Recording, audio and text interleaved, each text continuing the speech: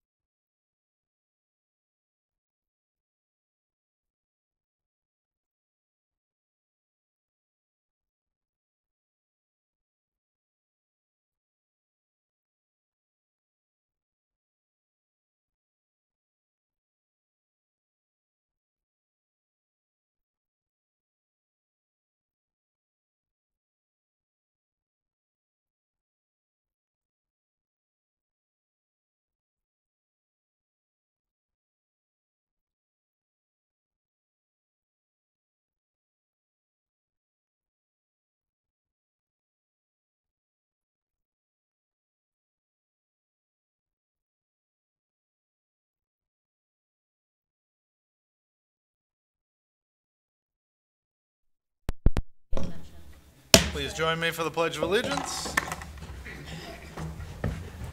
Allegiance to the flag of the United States of America and to the republic for which it stands, one nation, under God, indivisible, with liberty and justice for all.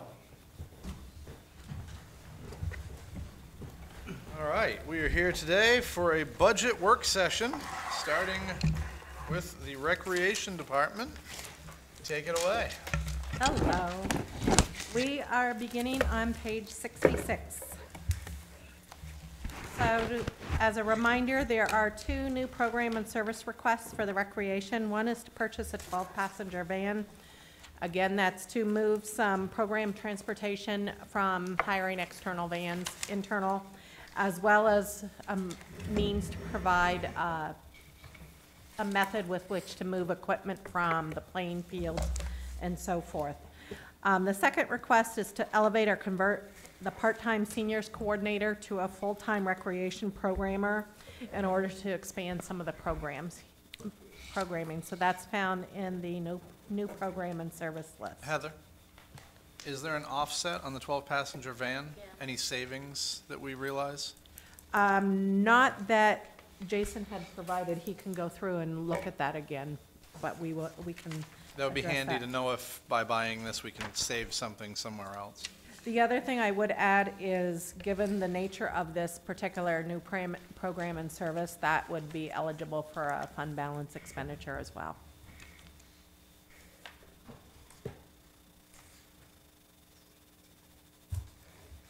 The Recreation Department, if you look beginning on page 66, had an overall increase of $39,700, or 17.6%. Administration increased by $11,570, essentially $10,150 was in personal services with regards to that. You had an overall increase in contractual services of $1,050, and that was made up of essentially three different line items. The telephone increased by $320 due to usage. Travel increased by $500. They're hoping to attend the National Recreation Conference this year. That has not been in the budget for several years now. They had an increase of $230 for repairs to equipment based upon the copier maintenance agreement and the extra copies that they make. Supplies increased by $370. Again, that's all related to printing costs, cost of cartridges, and the contract for the printer.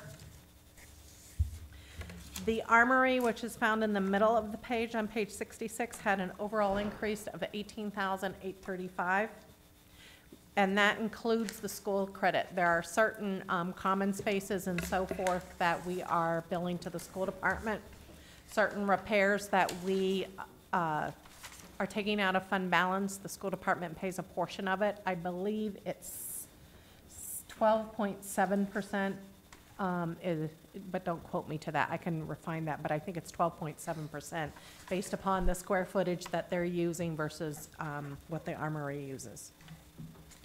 So personal services, as discussed when we talked about that, the first workshop had an increase of $16,000. That's adding back the building monitor.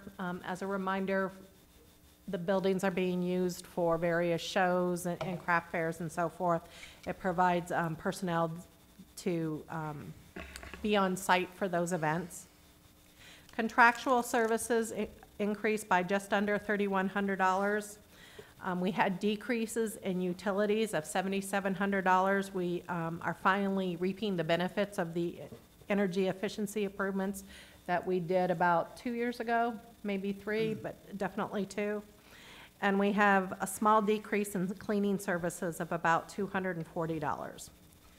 We have increases in repairs to equipment of about $2,300. As we saw in the other building accounts, we are looking at replacing the filters here twice a year, like we saw in City Hall and so forth. Repairs to buildings increased by about $8,800, and that includes refinishing the Armory gym floor, and $3,600 for that, and then $5,000 for sporadic painting throughout the Armory facility. Heather, would the gym floor be eligible for fund balance also? They are looking at doing that for 3 years straight, is that correct, Jason? Or 2 years? It's gonna be 2 coats for the first couple years to build up, since we just had it refinished, and then I'll go down to 1 coat in a couple years.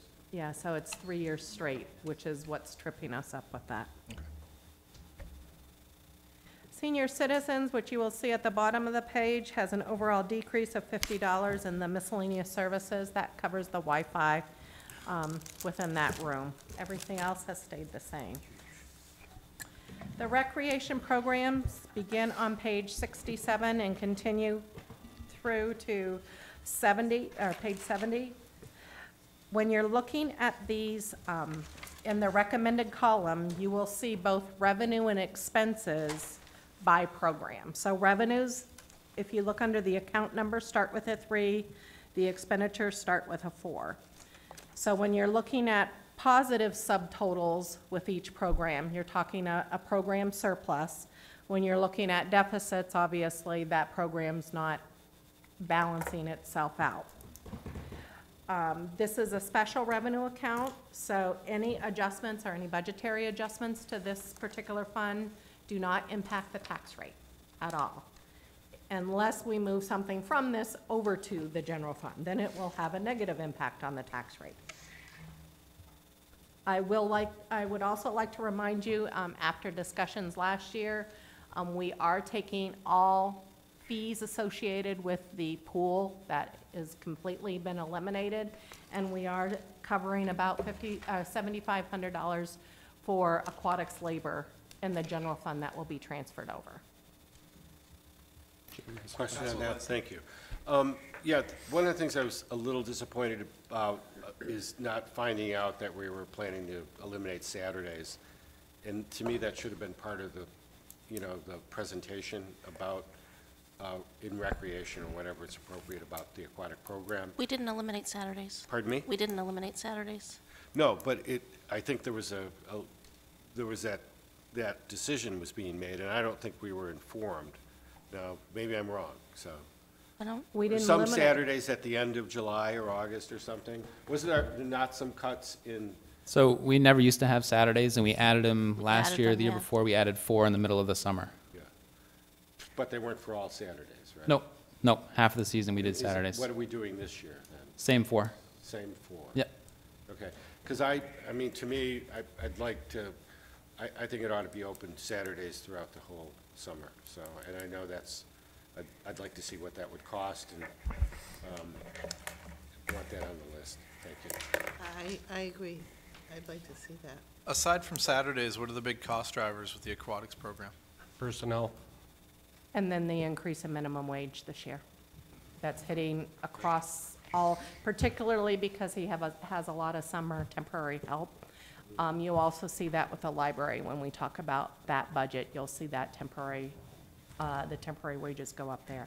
Counselor Lyson, going back to that, one thing that I'm sure Jason will need to review is having adequate staffing clear through, because the colleges start back earlier, especially if they're in sporting. So traditionally, they have not had enough staff to keep the pool open all the Saturdays in August. I guess I'd also be interested in knowing what the attendance is on Saturdays in order to make that decision. There may be some college students also who are coming back to Bates who have swimming certifications. Can we do that? Or look into it? But Yeah, we can it's look just kind of difficult to Difficult, go yeah. through the background and the drug testing and verifying their certification for just like 2 Saturdays. I That will would- also say that Bates has its own problems finding lifeguards for its own pool. So, Maybe we ought to Unfortunately, get that's like not a thing anymore. We'll take a look at it though, Yeah. and see what we can come up with and come Yeah, back to you with some It just seems to information. me it's a Yeah. resource that ought to be available. Saturdays are often when people can access it. Thank you. okay. And hopefully the snow will be melted by then, too, so. I hope so too. So the first category you might have is like general miscellaneous and events and so forth. We are anticipating an increase in fundraising efforts of about $4,700, an increase in interest earnings of about $875, which offsets the decrease in Wednesdays in the park programming of about $2,000. That programming used to stem from area businesses providing donations to do programming on Wednesday at the bandstand, and unfortunately, the businesses have not necessarily come through with those donations to sustain that program. Looking at the next program, we have day camp. We have increases in wages here due to the minimum wage increase, as well as potentially more students are tuition paying children attending the course. So we have that increase of $3,220, and then that's offset by tuition fees of $2,900. Volleyball has a projected increase in revenue of about $500, and then we have minimal cost increase there as well. Track is anticipating having an increase in revenue of about $950. We're looking at a decrease in recreation supplies of $250, and which slightly offsets an increase in wages and miscellaneous services.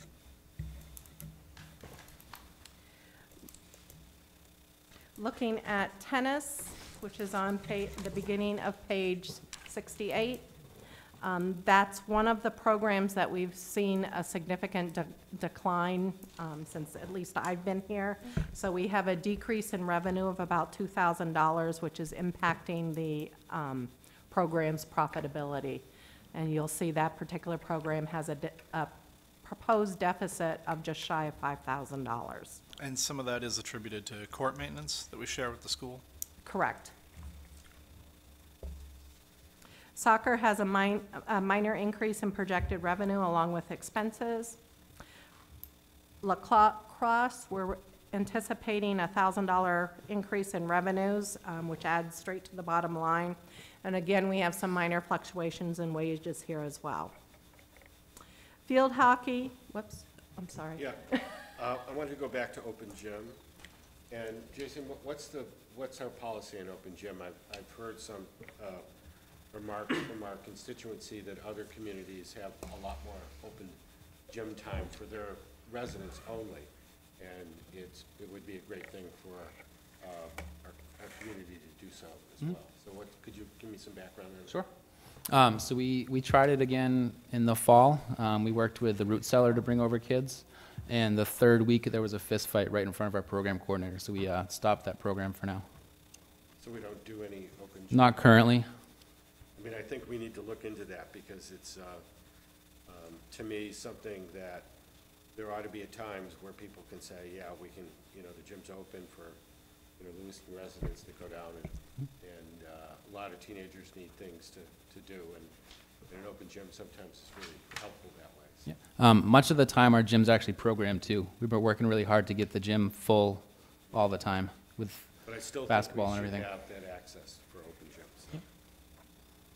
Can I just ask a question, Counselor? So when you say open gym, are you,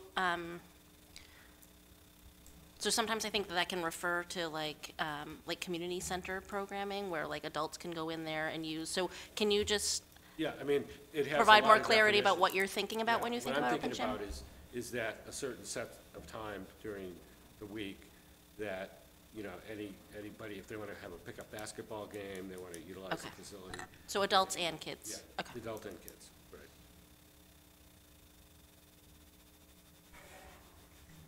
Okay. Basketball, I believe, is the next program on the top of page 69. We have an increase in projected revenue here of $2,350.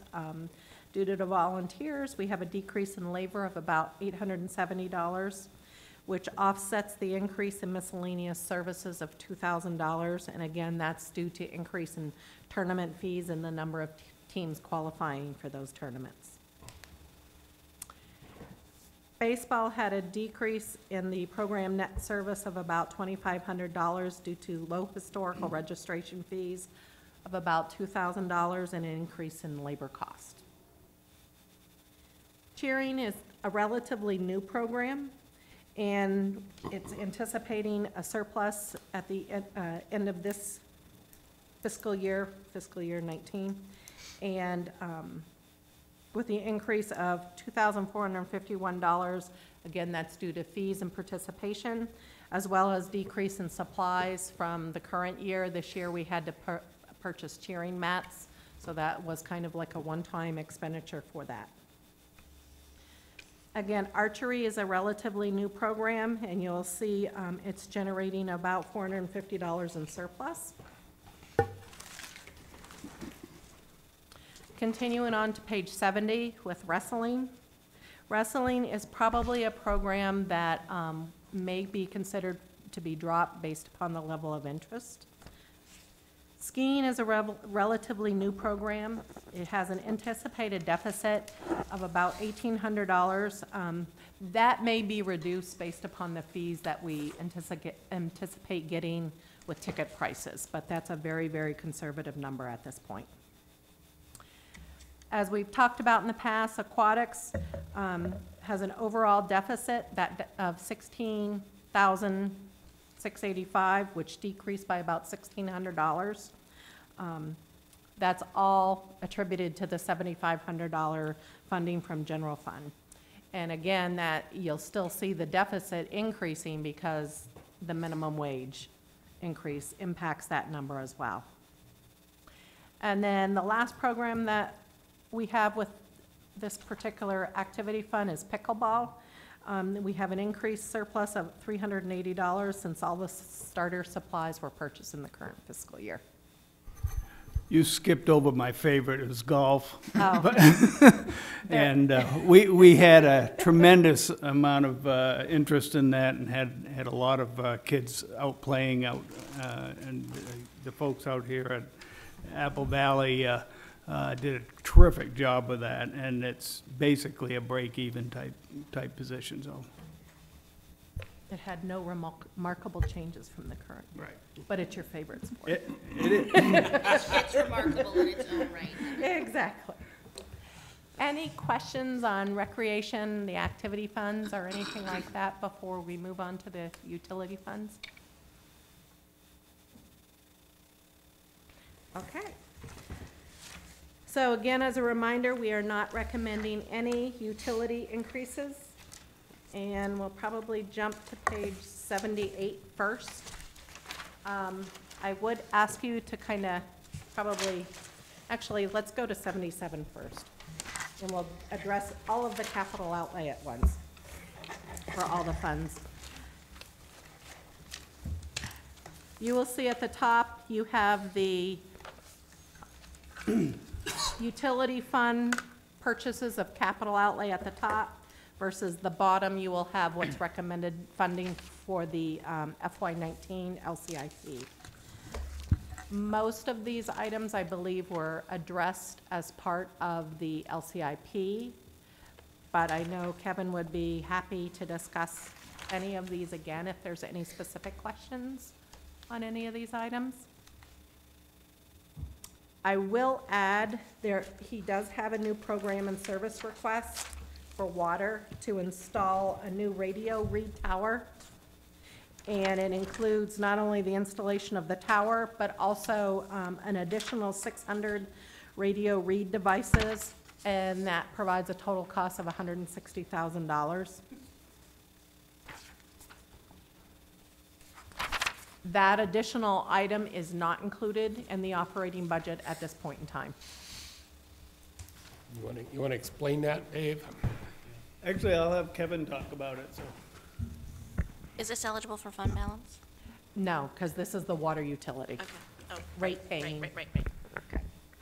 So currently, we have a meter reader walk around and use a touchpad or a handheld radio device that has a very limited range.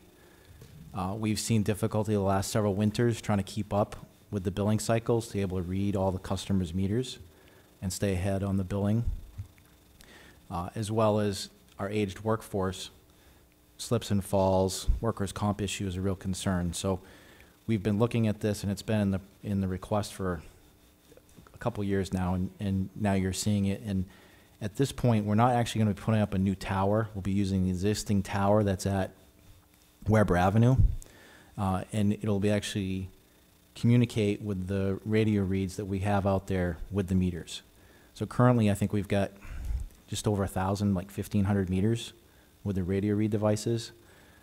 This location and the propagation study will be able to read 94.6% of all the meters in the city if all those meters had radio communications. So this would cut down on customer concerns as far as high bills. It would alarm. There's a customer portal. End of final reads, those type of things could be instant. And we could read the outlier meters by hand that are beyond this range, and actually deal with some of the meter changed out troubleshooting that we don't always get to.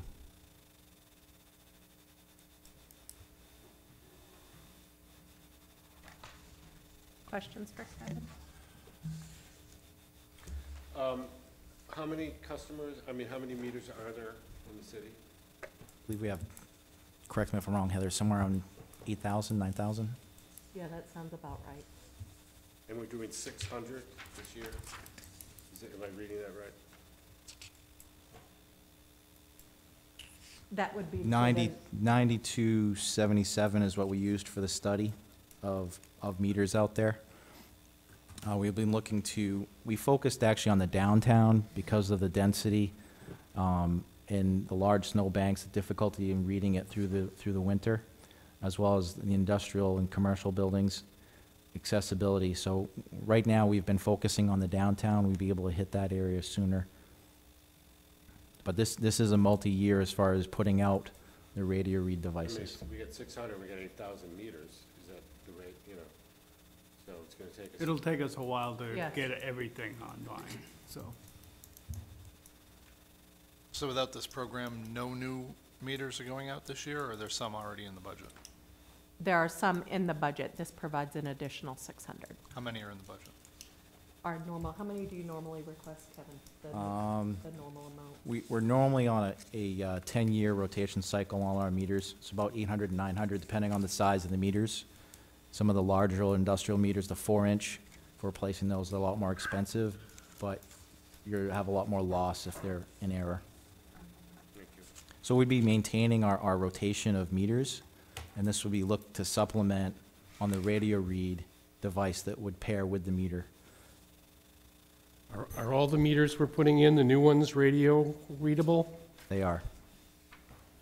And there are some areas, to your point, Counselor Lyson, that it's really not cost-effective to do radio reads just because they're so outlying. The infrastructure to truly read them would exceed the cost benefit of having those. That's where we can send people out to see. Exactly. Thank you. Other questions on this? The tower will go in the same location on Weber Avenue, or? We would actually use the existing 911 tower. We have communicated with them for permission. Right. It's a tower module is what to best explain it. That's why we put it in the CIP that way, but we're not looking to put any structures up. We'll use the existing structure, Yeah. but the receivers and the communication equipment would go on that tower. What would the savings be not having to send personnel out for making this expenditure? I haven't done a business case for that yet, but I mean, realistically, in the wintertime, we've had in the past 2 people out reading. I think the biggest saving is really avoidance cost. Could you put a dollar number on that and get that to us? Thanks.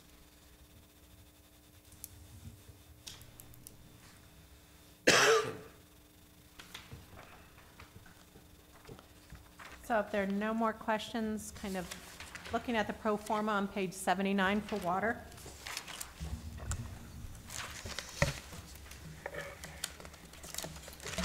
Overall revenues increased by $10,634, or 0.2%, whereas the expenditures increased by $373,000, $826. We've talked about personal services and employee benefits. I will go through kind of the fluctuations, but the rationale is the same. We have settled contracts for all the employees that fall in these particular utilities. The impact of the utility, fringe benefits that we saw in general fund are gonna be the same impact that you have on the utility funds as well. So if you look at the 14,000 or so increase in personal services and water, 16,800 is attributed to regular wages due to contracts and so forth. We did shrink temporary wages by about $8,800 due to utilization, and there was about a $2,000 decrease overall in the water fund for overtime. Fringe benefits increased by $9,333. That is pretty much all reflected in the health insurance increases and so forth.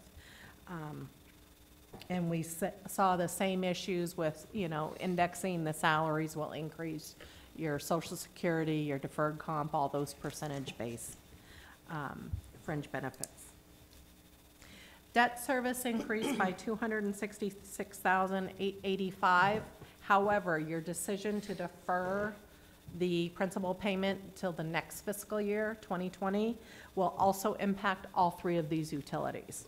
So that deferment will decrease the water fund by $133,000 from a cash standpoint. We already reviewed the capital outlay, which had an overall increase of $154,000.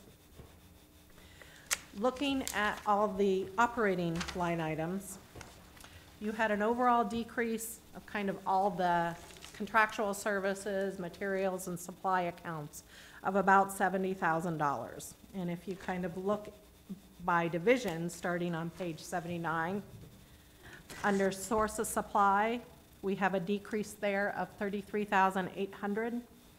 $29,000 reflects the decrease in purchase power. That's the CMP credit for the Monty hydropower plant, as well as the street light credits, and I'm sure Mr. Barrett is going to explain that. It all goes back to the days when the city used to have a small generating facility where the Monty Hydro is today. As part of the agreement with CMP, when they put the Monty Hydro in, we get a number of credits. One is an overall credit on our utility use on our electricity use by the utility.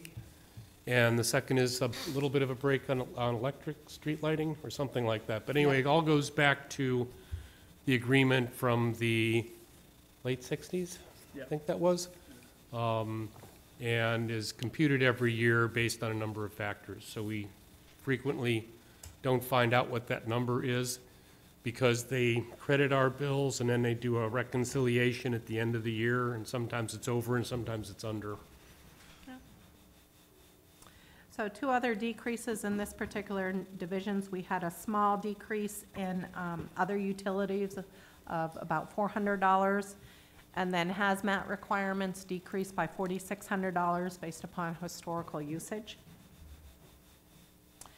The water treatment division had a decrease of $946. We had kind of offsetting adjustments here, where the decrease in our share of the watershed decreased by $7,000. That was offset by increases in contractual services, the management or the cost sharing of personnel with the Auburn Water District rose by about $6,000. So again, those two kind of netted for that particular division. Operations, which is on the bottom of page 79 and continues to page 80. We had a decrease here of $35,400. 27.5 of that was in materials based upon historical usage in repairs and so forth. And then 13,002 was in paving. And again, that's based on historical averages, slated construction work, and so forth. We had increases noted in clothing. You will see that through all three divisions with the boot allowance increase.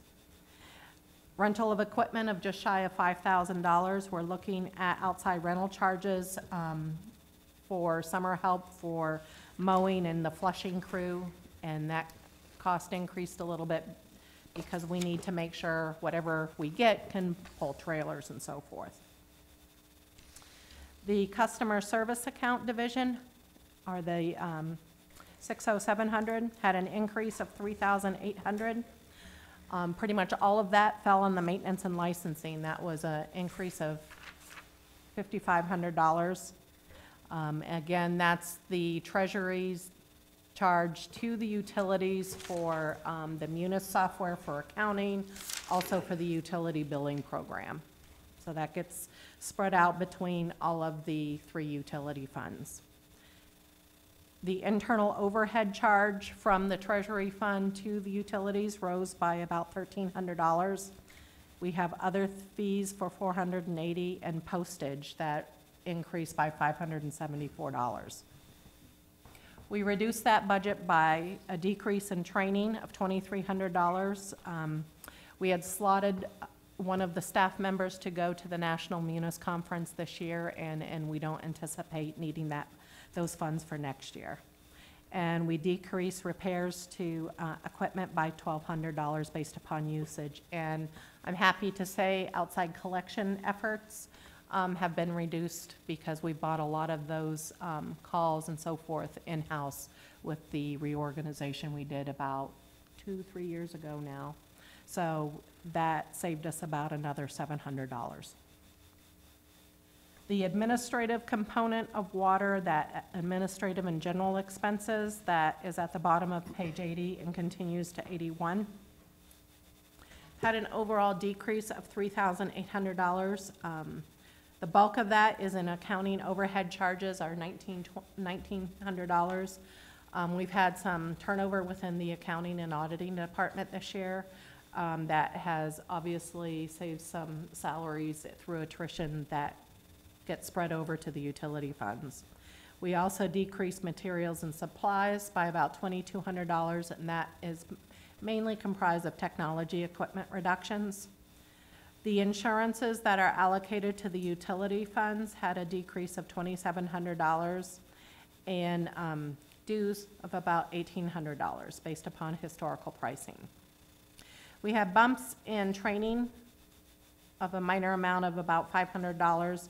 Again, that's for the government finance officer training and water conferences. The PW and executive labor overhead charges rose by $4,600, as well as regulatory expenses that we need to pay to the PUC for about $2,200.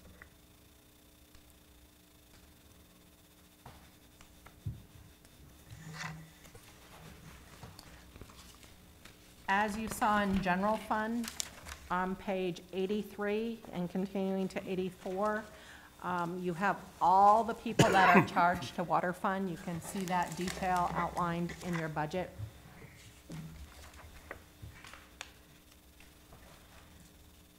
And if there are no questions, I'll move on to sewer.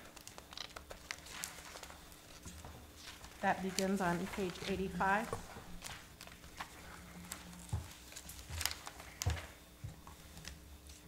As you recall, we had a rate increase in FY18 for both sewer and stormwater. Based upon billing, that rate increase is phased in based upon what cycle you are on. So you get the full impact of the rate increase in this particular fiscal year. So you see overall increase in revenue of about $99,000 or 1.5%, and you have an increase in expenditures of $405,000. Similar to water, we had personnel services that increased by $32,600. All but $320 is attributed to regular time due to steps and so forth. Fringe benefits increased by $26,500. The two major cost drivers are the workers' comp increase here of $10,000. Workers' comp mod rates for sewer employees have jumped significantly this past go-round at the state level. And then the increase in the health reimbursement arrangement of $7,500. As we saw in general fund and water, debt service increased by $428,000.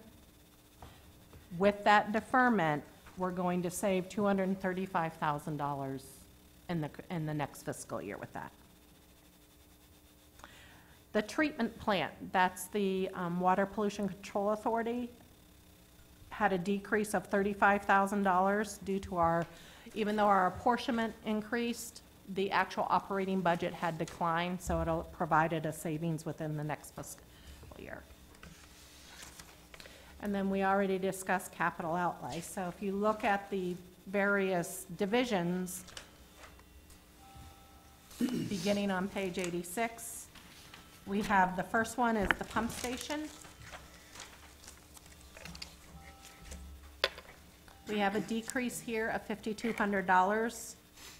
Again, we have offsetting adjustments where increase in powered purchased of about $8,400 due to CMP increases, and overhead charges for the SCADA personnel from Auburn Water of $1,300, and hazmat.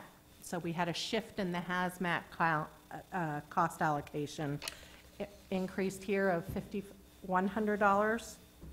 All of those were offset by a decrease of materials and supplies of $20,000 based upon historical average. So it allowed the whole division to kind of decrease by that $5,100. But again, the individual pieces are rather large. We already talked about the treatment plant, so if you look at transmission operations, kind of right in the middle of page 86, we have an increase here of $2,500. Again, clothing rose by $700 due to the boot allowance. We have an increase in rental of equipment of $4,900 and training of $340. The outside rental charges of $1,500 also rose. Again, that's providing transportation for our summer mowing crew. Customer service, we have similar fluctuations that we had in water because those are all shared divisions between water, sewer, and stormwater. So we had a similar increase in customer service for sewer of $3,700. Again, the maintenance licensing apportionment from Munis was probably the biggest cost driver there. It's $5,000. Overhead for treasury and so forth of about $1,300, offset by that same training amount and the repairs to equipment for $1,000.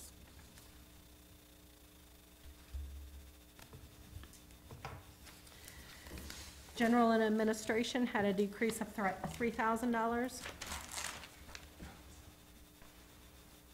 of which $1,900 was attributed to the decrease in accounting overhead charges. Legal fees decreased by $4,000. With the EPA administrative order, we kind of bumped that line item up in the current fiscal year because we were not quite sure how much we would need in order to negotiate that agreement with them. Those funds are not needed in the next year. Again, we had reductions in materials and supplies for technology of just shy of $2,000. We did increase training in this particular budget by $1,600. We have 3 new employees working on the EPA order, administrative order. It provides additional training for them to make sure we stay compliant with that order. And we also had an increase in the Public Works and Executive Labor overhead charge of $2,000. Overall insurance allocations, both for general liability and auto and so forth, in this particular, in the sewer fund, increased by $1,000. And we had a small increase in dues of about $200 based upon pricing. So that's a snapshot of sewer. And again, on page 89, you have the detail of the personnel that is charged to sewer. which leads to stormwater. That begins on page 90. We have an overall increase in revenue here of $15,000, or 0.5%. An increase in expenditures here of $175,000. Personal services and fringe benefits, again, those are cost sharing, particularly with the highway fund, so we have those same, although you will see a decrease in personal services on what we anticipate highway crews working on the sewer fund. The fund balance, or fringe benefits, I should say, however, increased by $12,000. Again, workers' comp is $10,000 of that. That's that same mod rate that you see with the sewer personnel. It's very expensive. Debt service, even though there was a $254,000 increase, $149,000 of that will be deferred now.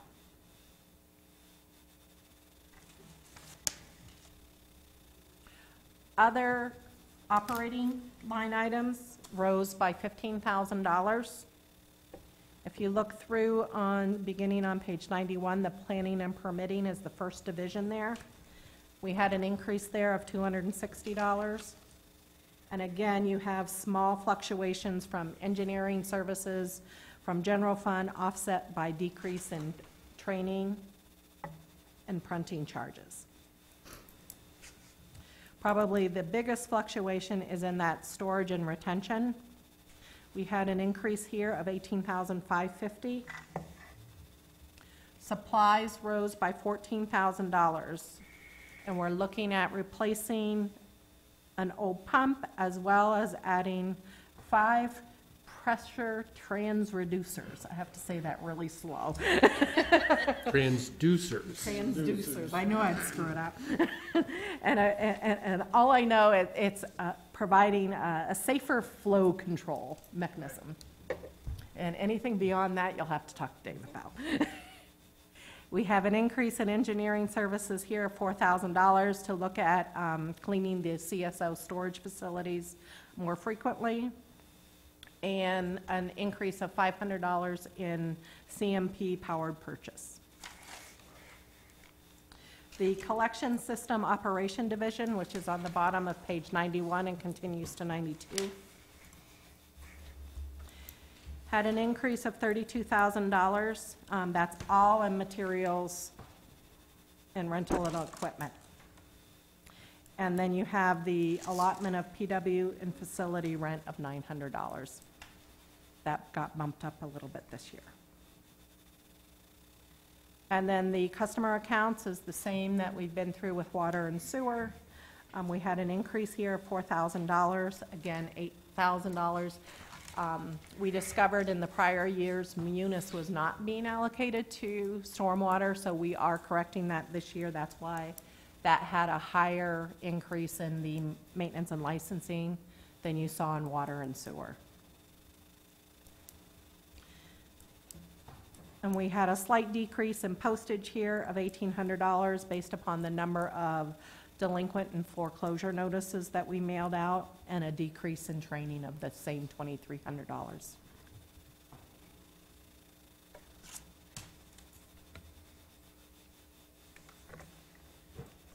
So that's all I have in the utility funds. Could we get at some point a new cash analysis for all 3 of those that reflect the advance bond payment, or the Yep. deferred bond payment? Yep. Just so a we new have pro forma. accurate numbers Yep. on that? Thank you.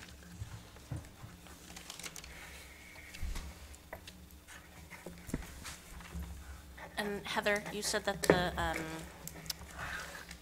the van for rec could come out of fund balance? So we'll move that over at I can, some if- point? If that's kind of a general city council, I can propose that as part of the first round of budget adjustments, if you'd like that. I'd Yeah. also like to see if that van does provide any savings. Right, I was Yep, gonna I have a say, note Side as of well. that. Yep. if there's an So homework for offset, both of and you. then whatever the remainder is. Thank you.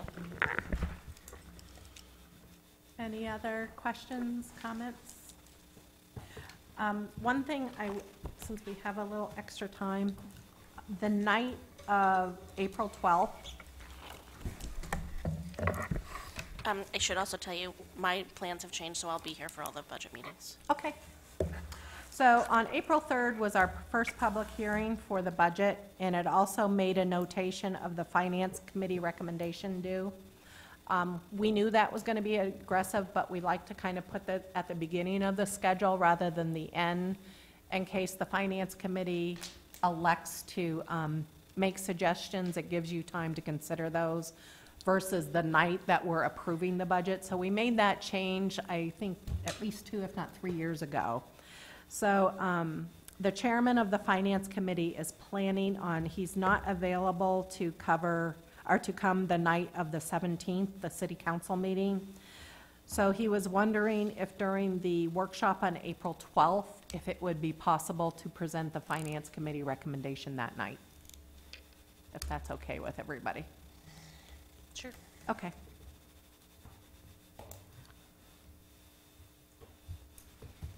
Any other questions, comments? Does that require us to start early or anything? Nope, No? Okay. I don't think so. Because we have an element of general discussion that night anyway. Okay. Anyone else? Anything else people want to bring up about anything we've covered so far, or anything that came up Monday at the school committee, so we can let the superintendent know if there's any other questions people have? You don't have to do it now. But Yeah, actually, I had one question that I was holding. I think there was a question from the public about increased school expenditures and how she would support it, you know, if there was better outcomes. And I think that there was talking about what are objectives and outcomes. But my particular thing is that, is it, and I want the superintendent to kind of respond to this question. The reason we have, as I understand it, the reason we have the tax rate going up for schools is that the state has given us more money, and there's a larger local match for that. In part, but they've also changed the formula so that that's increased the total amount when you, Right. the 97 to 100%. My point is that, I mean, if we go back to what the local match was last year, what we had to supplies was based upon a certain amount of money. We're getting more money, so in fact, we are increasing the budgets for the schools. And the state is, and because of the state increasing funding, we're then required to increase our local match in a certain ratio, like $1 to $2.88, I guess. Yeah, basically, that, at one level, that's very correct. The essential programs and services model is theoretically designed to produce a dollar amount that should be spent per student to give that student an education that meets state requirements.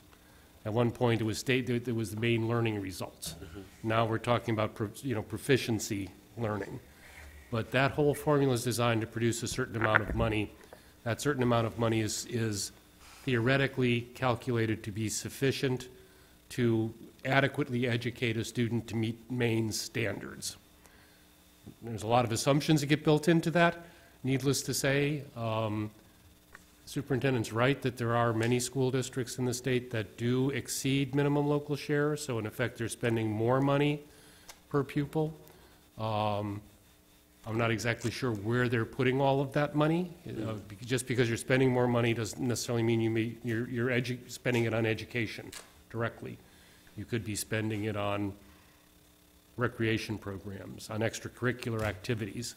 As I recall, the state funding formula doesn't give you much allowance for extracurriculars, so a lot of school districts do spend more for extracurricular functions than the state formula calls for. So theoretically, if you're spending what the state formula says you should be spending, you should be providing an acceptable level of education. But again, there are about 5,000 leaps of faith built into that kind of a system. Okay. And you're right, the total per student has increased And because of that. If we could just have that number, because I think the public, I mean, a lot of us who say, well, if we're doing the minimum, but the minimum this year is an increase from the last year, and what is that increase? And, It was in the budget book. yeah. He had a specific breakdown, and I think that the easiest part of that is the 97 to 100%. So funding the formula to that 100%, I think, added $1.8, $2 million. Get an actual breakdown. Do you know where it is? I guess my point is, even though we're doing the required minimum, it certainly is an increase. And there were. Yeah, so, I mean, people are looking like, well, you're only doing the minimum each year, you're not really addressing some concerns, but in monetary terms, there is It was $2,155,000 as a result of that one change. And I know he also brought up that we already spend over 70% of our funding for direct Correct. services in schools, so I think we're meeting that objective. And I guess an accountability for what, how that $1.8 million is being spread, or how is it being spent, and, and again, I mean, it's a big budget, but that's a significant amount of money. And I think that's the message I wanted to get out. Hey, we're raising school funding, even if we just do the minimum, the state minimum. Correct. That's correct. Even if we just do the minimum this year, it is an increase because of the change in the formula. I had a question. I'm not really good about finances, so it's maybe a silly question, but how do our added special ed costs, and we did hear that Lewiston has an unusually high special ed population, and we spend a lot of money on special ed.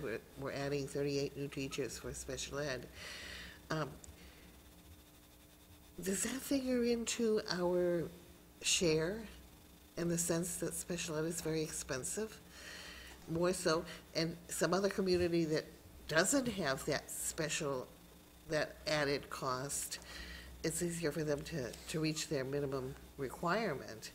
And probably they're wealthier communities, and does that figure in at all? Yeah, theoretically, the state picks up 100% of the costs of special education.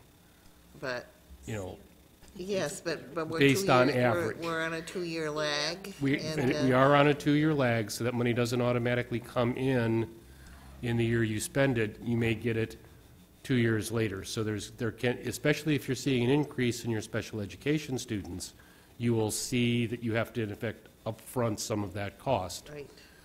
If for whatever reason you ever saw a decrease, then you would get, in effect, a bonus for a couple of years, although it doesn't seem to work that way. No, I don't think it's going to for a long time, because I haven't seen it Right. in my lifetime. But theoretically, and that is an important figure for a lot of the very, very low receiving communities, because the wealthiest communities, that may be the only funding they get from the state, is the funding for special education. And so there's no way we can leverage, Not without getting the formula changed, and that gets very political. I know, but that's another thing. And again, the This formula, doesn't seem right. the formula is, they give you an adjustment formula for those kind of folks, so it might be, for a special education student, you get 1.55 credit compared to a regular student. So there is an additional amount that you get. They also changed the formula last year to eliminate the offset for federal aid to disadvantaged students. It used to be that Oh, right. the state backed the federal money out of their formula because they had an allowance in their formula. Well, they eliminated that, but that happened last year. So that was a help in last year's budget. Are we going to get that again this year? That continues, yes, that's a continuing adjustment. And still, we're way high. It's gone up. The money we're having the minimum share has gone up, even with all of that, with the federal government. Right, and again, theoretically, we are being reimbursed for what we spent 2 years ago. But that reimbursement is, again, based on the average special education student. So the mix of who your special education students are will have a dramatic impact. Sure. Because you can have a special ed student that can cost you 6 figures. depending on the nature of the disabilities that you're dealing with. Anyone else? All right. Adjourned. Wait, that's all.